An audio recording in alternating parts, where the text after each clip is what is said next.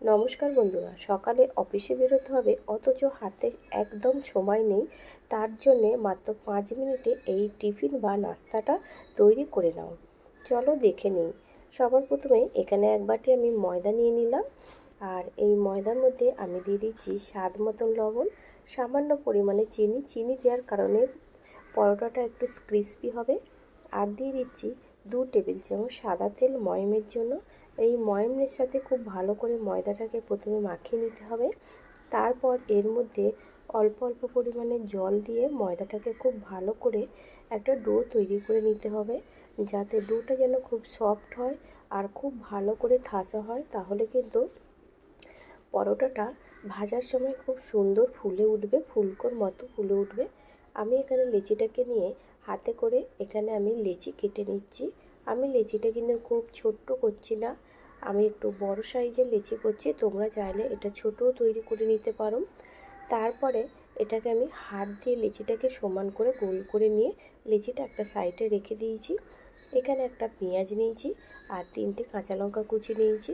এবার প্রথমে পেঁয়াজটা দিয়ে দিলাম, তারপরে এখানে কাঁচা লঙ্কা দিলাম। বাচ্চাদের জন্য যদি টিফিনটা করো কাঁচা লঙ্কাটা বাদ দিতে পারো। সামান্য পরিমাণে লবণ দিয়ে পেঁয়াজ আর লঙ্কাটাকে খুব ভালো করে হাত দিয়ে মাখিয়ে নিতে হবে।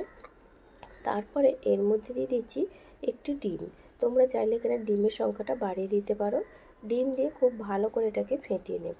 অল্প পরিমাণে ময়দা দিয়ে এখানে আমি একটা লেচি নিয়ে পরোটাটাকে রুটির মতন আমরা যেরকম বেলে নিই ঠিক সেইভাবে এখানে রুটির মতন বেলে নিতে হবে।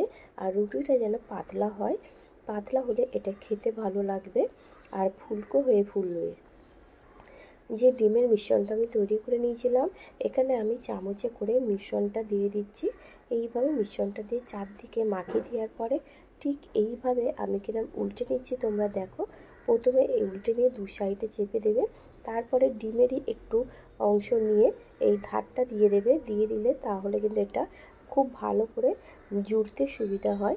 এইভাবে দিয়ে এর ওপরে এটা চাপিয়ে দাও, দেখো আঠার মতন কিন্তু এটা আটকে যাবে। 2 সাইড থেকে ডিম বেরিয়ে যাচ্ছে, এতে অসুবিধা কিছুই নেই। এটা তুলে নিলেই কিন্তু ঠিক হয়ে যাবে। ঠিক এরকমভাবেই আমি কিন্তু পরোটাটা তৈরি করেছি। আর এখানে আগে থেকে কড়াইয়ে তেল দিয়েছি, একটু ডুবো তেলে এই পরোটাটাকে ভাজতে হবে। আবারও আমি উল্টে নিচ্ছি। উল্টে নেওয়ার পরে আবারও আমি এটাকে উল্টে নিয়ে তোমাদের একটু কাছে এনে দেখাচ্ছি, দেখো কতটা সুন্দরভাবে ফুলেছে। আবারও আমি অপর দিকটা একইভাবে আমি উল্টে নিচ্ছি। এইভাবে কিন্তু তোমরা যদি উল্টে নাও দেখবে খুব সুন্দরভাবে ফুলবে। আর দেখো কি সুন্দর ছেড়ে গেছে। আবারও আমি এটাকে উল্টে নিয়ে এবারে তুলে নিচ্ছি, দেখো কত সুন্দরভাবে এটা ছেড়ে গেছে। আবারও তুলে নিয়েছি, দেখো ফুলকো ফুলকো ডিম পরোটা রেডি হয়ে গেছে। কতটা সুন্দর ফুলকো পরোটা তৈরি হয়ে গেছে, দেখেই কিন্তু খুব লোভনীয় লাগছে। এটাকে আমি একটা প্লেটে তুলে নিলাম। এবারে প্লেটে তুলে নিয়ে এটাকে আমি একটু কাছে এনে দেখাচ্ছি, আবারও দেখাচ্ছি, দেখো কতটা সুন্দরভাবে এই ফুলকো পরোটাটা হয়েছে। একটা কাটার নিয়েছি, এই কাটার দিয়ে কেটে নিচ্ছি। কাটার সময় তোমরা দেখতেই পাচ্ছ কতটা ক্রিস্পি হয়েছে আর কতটা মজাদার এই রেসিপিটা। আমি এটা 3টে ভাগে ভাগ করে নিচ্ছি।